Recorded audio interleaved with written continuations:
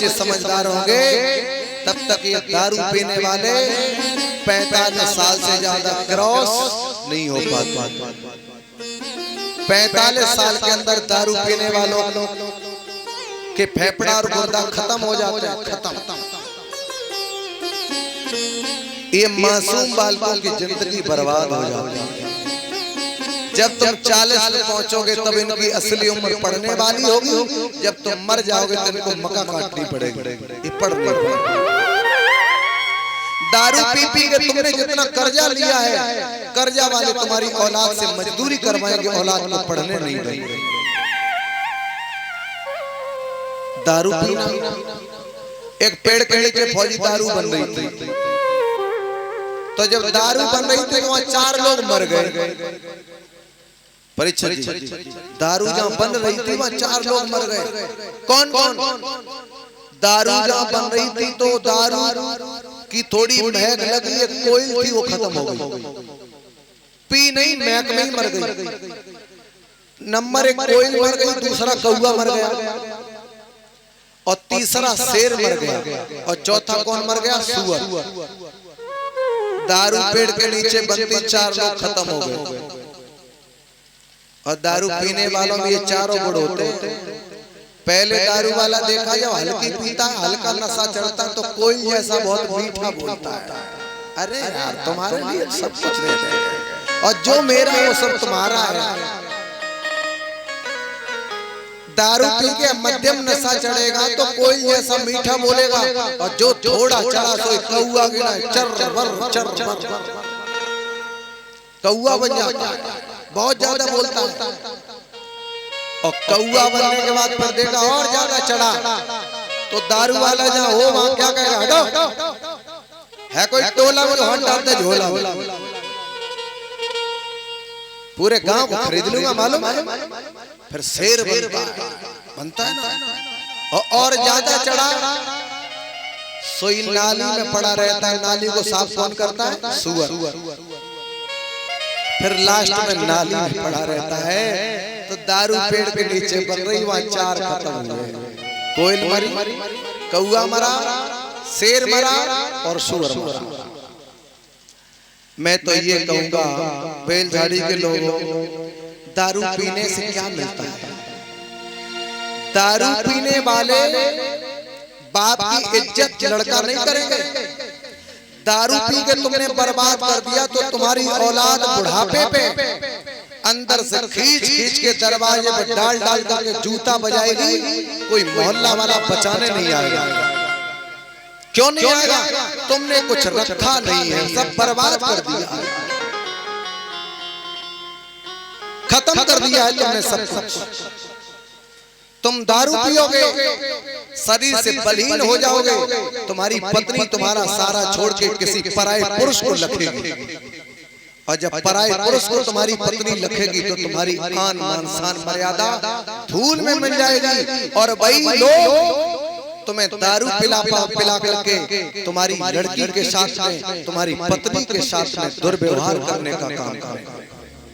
एक कौए में इतने नशे में हो जाओगे, लोग घर में धावा बोलने लगेंगे।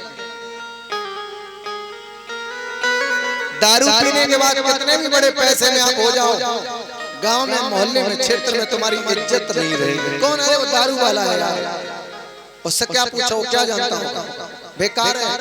अच्छे व्यक्ति होने के बाद भी आप कितनी गंदी दृष्टि से देखे जा रहे हैं।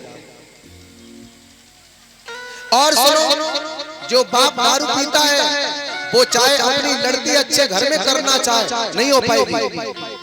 लड़का वाला देखेगा बाप दारू पीता, मना कर देगा, भैया आगे देख लो, हमारे यहाँ जगह नहीं। क्योंकि दारू पी के तुम आओगे दरवाजे पे नंग नाच करोगे, नहीं तुम्हें स्वीकार करेगा। तुम्हारी लड़की होगी शादी लायक, लड़की के लिए कहीं लड़का देखने जाओगे और देख लिया कि लड़की का बाप दारूबाज है, तो लोग मना कर देंगे, भैया हम तुम्हारी लड़की नहीं ले पाएंगे।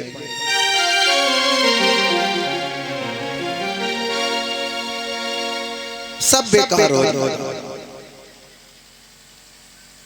मैं तो यही कहूंगा, मेरी बात कुछ लोगों को थोड़ी कड़वी लगेगी। हमारे संविधान में एक नियम है फौजी, अपने भारत को बचाने के लिए अगर एक प्रदेश की बलि देनी पड़े तो दे देनी चाहिए, संविधान में लिखा है। एक प्रदेश को बचाने के लिए एक बिलाक पे हथगोला डालना पड़े तो डाल दिया जाएगा, ये तुम बच नहीं पाओगे, संविधान में लिखा है।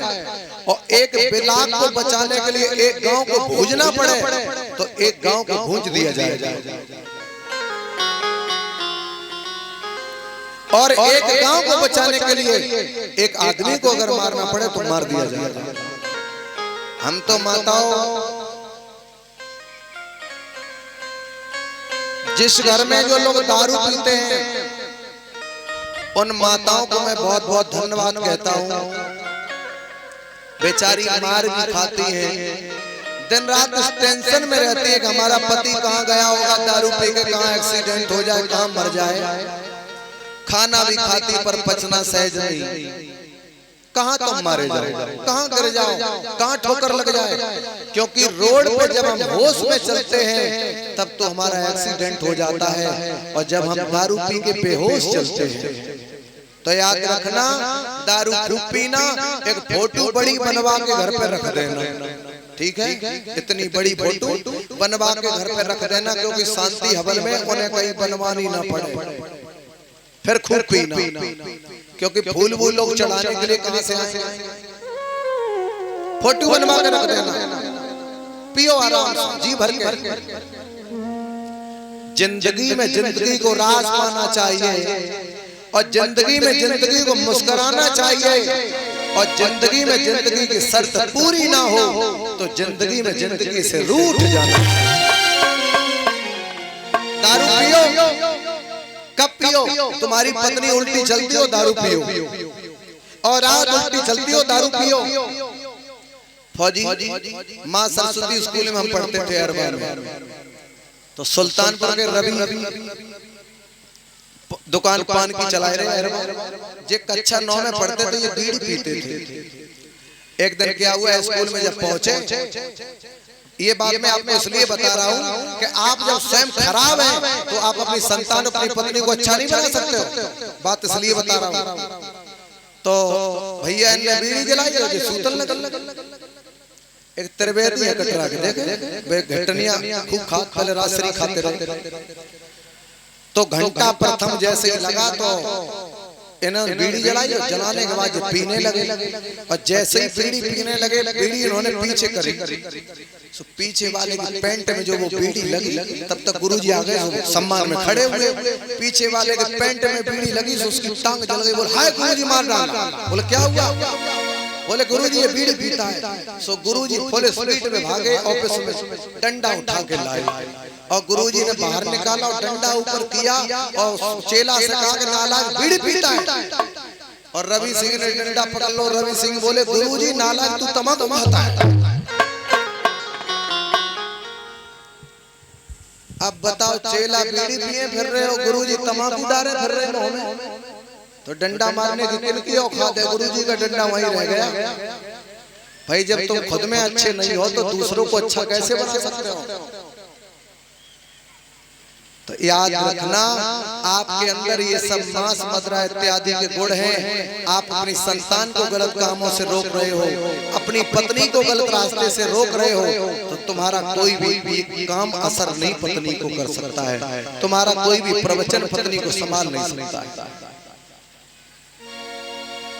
इसलिए प्यारे, हाँ एक बात और है, दारू पीने में सवरे घाटा नहीं है। दारू पीने में 3-4 बहुत बड़े फायदा है। बता दें कौन कौन से फायदा है? सबसे नंबर 1 का फायदा है, दारू पीने वाले को कभी बुढ़ापा नहीं आता। पहला फायदा। दूसरा फायदा है, दारू पीने वाले के यहाँ कभी चोरी नहीं हो सकती है। तीसरी फायदा, दारू पीने वाले को कभी कुत्ता काट नहीं सकते। मौका मिल जाए तो चाट भले ही जाए, काटेंगे नहीं।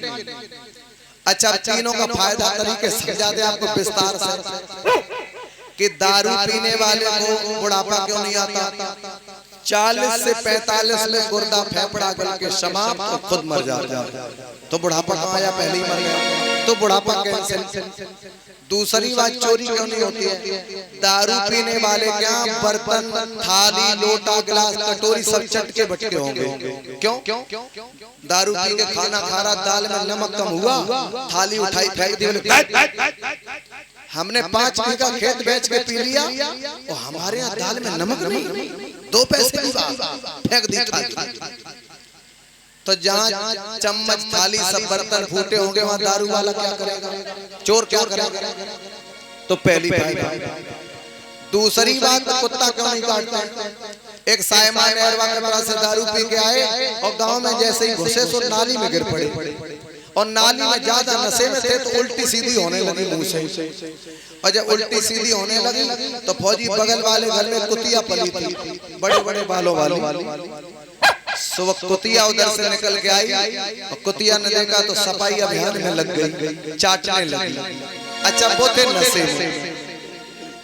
कुतिया जब मुंह चाटने लगी तो उनका धीरे धीरे हाथ उठा और सोच रहे, बोले वाह भाई वाह, सीटुआ की अम्मा तू तो हमसे इतनी नफरत करती थी, इतनी नफरत करती थी, और आज तेरा इतना प्यार बढ़ा कि सलीम के रुमाल से मेरे मुंह पहुंच रही है, सलीम के रुमाल से। और कुतिया जीव से चाट रही। धीरे धीरे उनका हाथ उठा, पीठ में पहुंच गया। बोले क्या है? जून के महीने में लूजर तुमने उतारी ना, और कपड़ा का तुमने सूखन डाल दे, लूजर पहन के घूम रही तुम, बड़े बड़े बाल रहे, सोची सर्दी वाली लूजर पहने फिर रही। धीरे धीरे वहीं से हाथ उठो और कुतिया की पूंछ पे ऊपर से नीचे तक 2-3 बार हाथ भरा। बोले क्या टिंकुआ की मम्मी, रोज तो 2 छुट्टियां करती, आज तूने जल्दी हमारे एक ही छुट्टियां करी क्या? कुतिया की पूंछ पे हाथ भराए, उसे यही नहीं मालूम कि कुतिया है कि टिंकू की मम्मी है।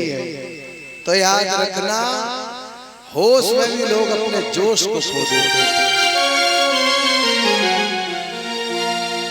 वैसे माताओं, पति दारू पीता है तो एक हमारे पास फार्मूला है, दारू छोड़ देगा, पर वो समझ ना पाया आपको क्या करना है।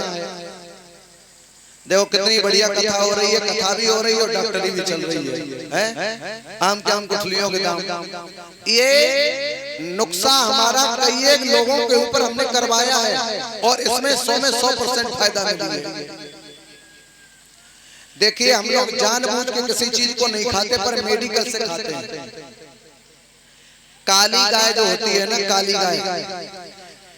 गाय का जो मूत्र होता है माताओं, वो ले लो और उसको गर्म करो, बहुत खौला लो, उसे कपड़े से छानो। उसके बाद गाय का गोबर लो, गोबर कपड़े में डाल के गोबर को निचोड़ो, उस गोबर का रस निकालो, उस रस को भी छान के दोनों को मिक्स करके और किसी प्रकार से 2-2 या 3-3 चम्मच सुबह शाम कैसे ही डाल दो, कैसे ही अंदर चला जाए, धीरे धीरे उसकी लत अपने आप अंदर से निकल जाएगी। ये नुक्शा हमारा अपनाया हुआ है, क्योंकि हम वही बात मंच में बैठ के करते हैं, जहां तक हम पहुंचते हैं वहीं तक बोलते हैं, ज्यादा नहीं। और वैसे मेरा सबसे बड़ा तो एक कहना है कि अगर फिर भी आदमी दारू ना छोड़े तो दारू वाले को जितनी जल्दी खत्म कर सको उतनी जल्दी घर मिलके, परिवार मिलके, पत्नी मिलके उसे खत्म कर दो तो ज्यादा ठीक है। ये बात हमने क्यों कही है? इसलिए कही कि एक देश को बचाने के लिए पूरे देश की बनी। एक दारू वाले को मार दोगे तो तुम घर में 4-5 और सब सुकून से रहोगे, और एक तुमने जिंदा रहने दिया, 20 बीघा खेत बेच के मर गया तो तुम सब के सब मरोगे। कोई दरवाजे पे बैठने नहीं देगा, तुम्हें बैठने देगा, क्योंकि एक के मारने में 4 बच रहे हैं और एक के बचाने में 4 मर रहे हैं। ये कोई जिंदगी नहीं, ये कोई जीवन नहीं है। प्यारे, मानव का जीवन लेकर के आए हो, मानवता के काम करो, मानवता के आधार पे संसार में जी। आज मेरे भागवत प्रेमियों, बलि से भगवान ने कहा वरदान मांग लो। बलि ने कहा प्रभु मेरे घर में 52 दरवाजे हैं और जिस दरवाजे पर मेरी दृष्टि पहुंचे उस दरवाजे पर प्रभु आपके दर्शन होना चाहिए। भगवान स्वयं चलने के लिए बलि को गए, स्वयं चल गए इधर लौट के भगवान नहीं पहुंचे तो लक्ष्मी जी उदास हुई। लक्ष्मी जी जब उदास हुई तो नारद जी पहुंचे और नारद जी जिस समय जाकर के पहुंचे हैं मेरे भागवत प्रेमियों, लक्ष्मी ने कहा प्रभु कहाँ है? नारद जी मुस्कुराने लगे। उसी समय लक्ष्मी जी समझ गई इसका मतलब इनको मालूम है सब कुछ। नारद जी कहने लगे ठीक है, कहीं नरसिंह का भात भराते हैं और कहीं द्रौपदी का चीर बढ़ाते, कहीं जहर का अमृत बनाते, कुछ न कुछ काम में हमेशा लगे ही रहते हैं, कुछ न कुछ काम में हमेशा लगे ही रहते हैं। अब ठीक नौकरी लग गई, काम बली क्या? श्रावण का महीना आ गया। लक्ष्मी जी ने निवेदन किया नारद जी कुछ न कुछ करके प्रभु को मिला दो। कहा है सावन का महीना है और सावन के शुभ इस पावन अवसर में तुम रक्षा सूत्र लेके बलि के पास पहुंचो और जब हाथ में रक्षा सूत्र बांधेगी, बलि कहे वरदान मांग लो बहन क्या चाहते हो, तो तुम उसी समय अपने भगवान को मांग लो। वही मेरे भागवत प्रेमियों सुखदेव जी कहते राजन परीक्षित भगवान ने किया। लक्ष्मी राजा बलि की बहन बन करके पहुंची, बहन और बहन बन करके जिस समय पहुंची है उसी समय क्या हुआ? बलि को रक्षा सूत्र बांध दिया। ऐन बरदो बलि राजा दानवेंद्रो महाबला तेज तो प्रतिवदनामी रक्षे रक्षे माचल माचल। बहन बनके बलि को भैया बोल, और ऐसा कौन भैया हो सकता बहन रक्षा सूत्र बांधे और दक्षिणा कुछ ना कुछ जरूर दे। लेकिन बहनाओं मेरी माताओं, भैया के राखी बांधो, भैया को दूध खिलाने जाओ दीपावली पे, तो भैया जो दे दे वही ले लो।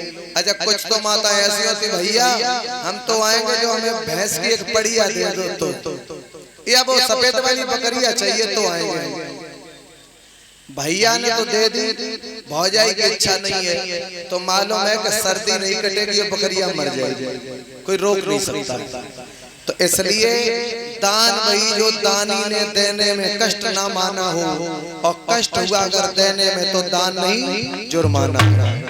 दान वो लो जो दानी को देते समय कष्ट ना हो, और देते समय कष्ट हो गया तो दान नहीं हुआ वो जुर्माना होगा। मेरे भागवत प्रेमियों लक्ष्मी जी से काम मांग लो क्या चाहते? लक्ष्मी जी ने कहा मांग ले। हाँ बलि बोले देखो सब कुछ मांगना, मेरा पहरेदार मत मांगना। लक्ष्मी जी बोली ये तो मामला गड़बड़ हो गया। लक्ष्मी जी बोली भैया तो कुछ नहीं चाहिए, जो मर्जी हो दे दो। क्या कहा? जब बलि समझ गए तो लक्ष्मी जी ने अपने प्रभु को वापस लिया, लौट करके अपने धाम को आई हैं। बोलिए गोविंद भगवान की, बोलिए वृंदावन बिहारी लाल की।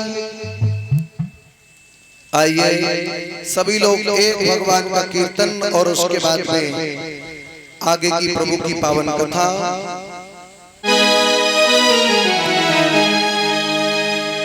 बोलिए गोविंद भगवान। अरे सजमती श्याम